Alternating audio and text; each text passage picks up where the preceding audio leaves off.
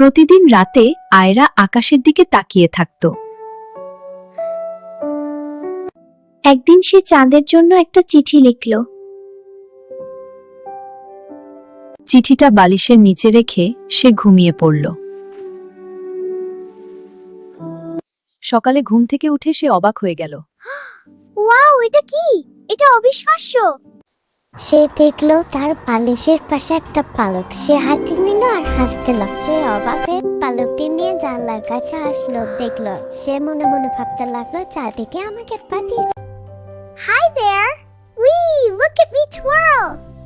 Hee Wow! For me? Thank you! Of course, sweetie. It's all yours.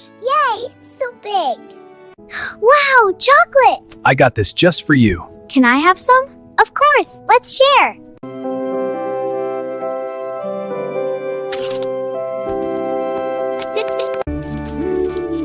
So good! More please? Yeah, yummy!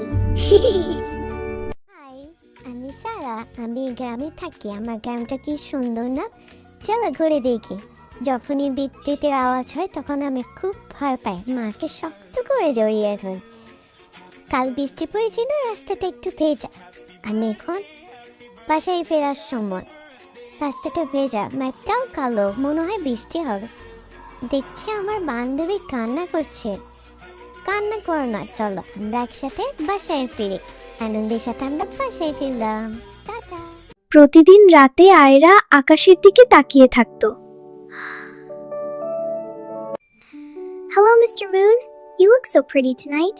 I wish I could fly up there to see you. সে প্রতিদিন রাতে তার বোনের জন্য চিঠি লিখতে কলম দিয়ে, আর বুদ্ধি একটা চিন্তা করতো। চিঠি লিখতে লিখতে সে ভাবতো কি লেখা যায়। হঠাৎ তার চোখ দিয়ে পানি গড়িয়ে পড়তো। ঘুম থেকে উঠে দেখলো পাশে একটা পালক। সে পালকটা পেয়ে সে খুব খুশি হলো।